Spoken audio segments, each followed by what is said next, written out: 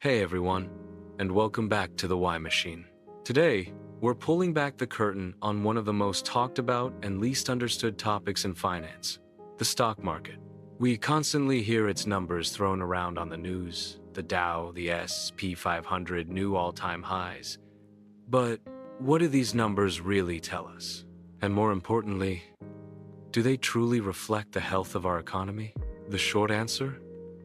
It's complicated. A tale of two economies. For decades, we've been told that a rising stock market is the ultimate sign of a thriving economy. After all, if big corporations are doing well, that means everyone is doing well, right? But for many of us, that narrative just doesn't feel right.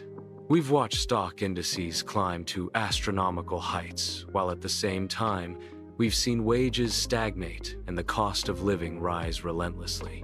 The real economy, the one where people buy groceries, pay rent, and fill up their gas tanks, is growing at a much slower pace. So if the stock market isn't a perfect barometer for Main Street, what exactly is it measuring? From lemonade stands to global empires. At its core, the stock market is a public marketplace where investors can buy and sell tiny pieces of companies, known as shares or equities. Imagine a small coffee shop owner named Alex, who wants to expand from one location to 10. A bank loan might not be enough, so Alex decides to go public by selling ownership stakes in their business. This process, called an initial public offering, IPO, allows Alex to raise the capital needed for expansion by selling shares to anyone who wants to buy them. The price of these shares isn't based solely on today's coffee sales. It's a reflection of what investors believe the company will be worth in the future. The major leagues of trading. In the United States, two of the most famous arenas for this kind of trading are the New York Stock Exchange, NYSE, and the NASDAQ. The NYSE is the elder statesman, a physical trading floor that's been around since 1792. It's home to blue-chip giants like Coca-Cola and Disney. The NASDAQ, on the other hand, is the younger, tech-focused upstart founded in 1971 and operating as a fully electronic exchange. This is the stomping ground for innovators like Apple, Amazon, and Google's parent company, Alphabet.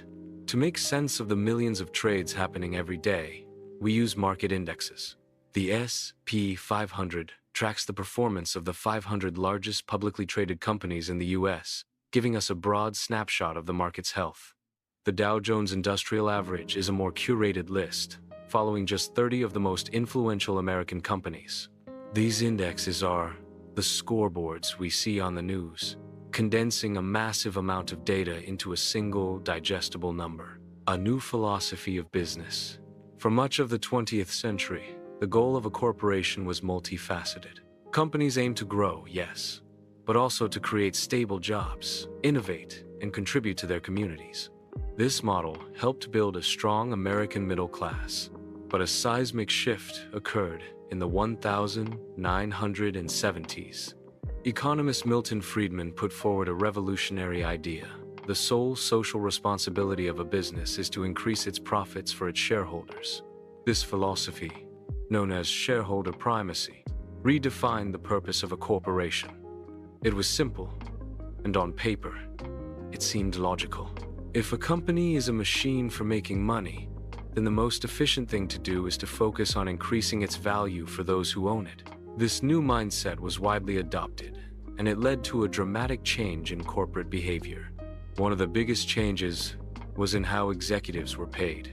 Companies began tying CEO compensation directly to their stock price. Suddenly, CEOs had a massive incentive to do whatever it took to drive up share prices, even if it meant cutting corners. The consequences of short-term thinking. This laser focus on short-term stock performance gave rise to a number of questionable practices that are still common today. Aggressive cost-cutting. Laying off workers or outsourcing jobs became an easy way to trim expenses and boost quarterly earnings. While this might temporarily increase a company's stock value, it can have devastating effects on employees and local economies. Massive stock buybacks. This is perhaps the most significant example. of shareholder primacy in action.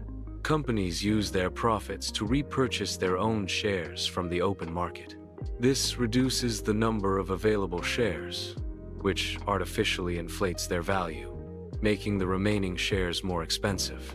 Between 2010 and 2019, S&P 500 companies spent over $2 trillion on stock buybacks and dividends, leaving very little money to invest in long-term growth, research and development, or raising employee wages.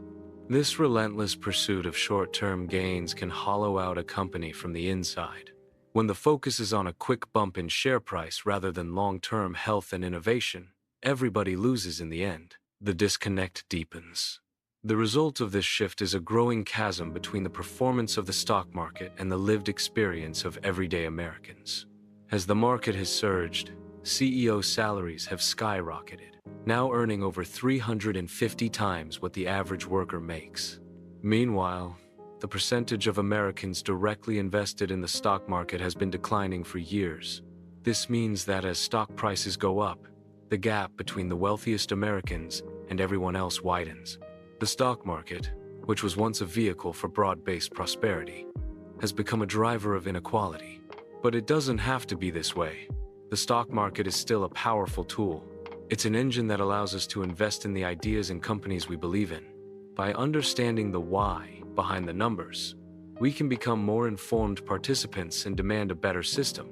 We can advocate for companies that prioritize long-term growth, fair wages, and sustainable practices. The market is not an unstoppable force of nature. It's a human-made system that we can change. If this video helped you understand the stock market a little better, please give it a thumbs up and share it with a friend who might find it useful.